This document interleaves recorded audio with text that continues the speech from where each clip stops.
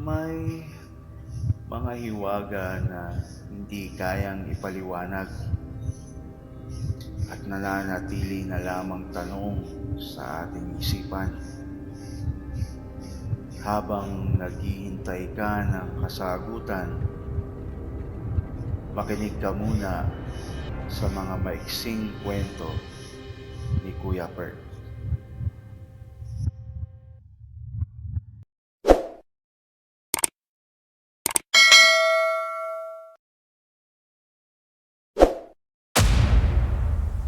Ang batang babae.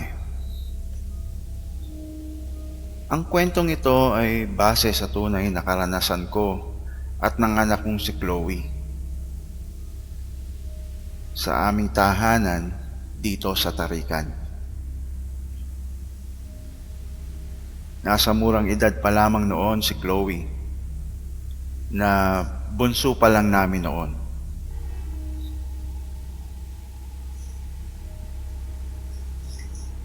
Bata pa lang si Chloe ay may mga kababalaghan ng nararanasan. Tulad na lamang noon, 1 taong gulang pa lamang si Chloe, madalas siyang nasa kuna na gawa sa kawayan. Komportable kasi doon at ligtas siya habang gumagawa ng mga gawaing bahay ang aking asawa. Isang gabi nang dumating ako galing trabaho ay nagpahinga muna ako sa salas habang nagkakape. Si Chloe naman ay nasa kuna at nagpapakarga sa akin.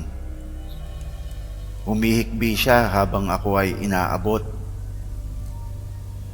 Di pa ako nakapagpapalit ng damit kaya hindi ko muna siya kinukuha. Para mapatahan ay iniabot ko sa kanya ang aking cellphone upang malibang siya.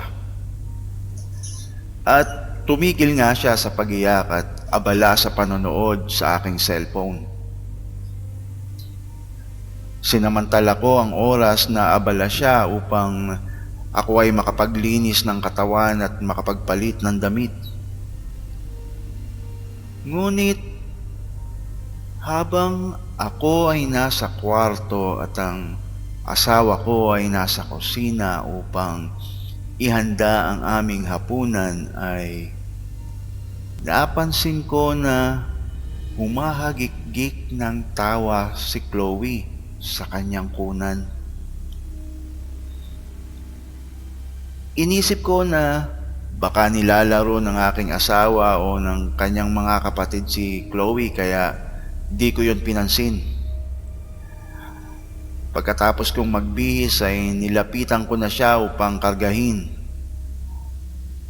Nung kukunin ko na ang aking cellphone, napansin ko na wala na ang kanyang pinapanood at aksidente pala niyang napindot ang camera ng phone. Kaya agad ko itong kinuha at kinarga si Chloe na nooy inaantok na.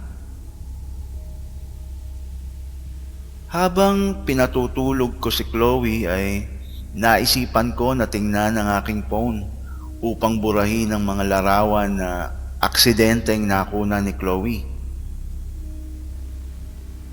Laking gulat ko nang makita ang isa sa mga larawan. Biglang nagtaasan ang balahibo ko sa aking nakita. Sa isa sa mga larawang nakunan niya ay may isang bukod tanging kakaiba. Sa larawan ay makikitang nakangiti si Chloe at sa tabi niya ay may kakaibang nilalang na nakunan din ng larawan. Hindi pa kagandahan ng mga kamera ng cellphone noon pero malinaw na makikita sa larawan na sa tabi niya ay may isa pang batang babae na nakangiti. Malabo ang mukha ng bata pero mababakas mo ang ngiti ng batang babae na konti lamang ang agwat sa edad ni Chloe. Malaki at maitim ang kanyang mga mata. Magulo at parang basang-basa ang kanyang buhok at malaki rin ang kanyang bibig.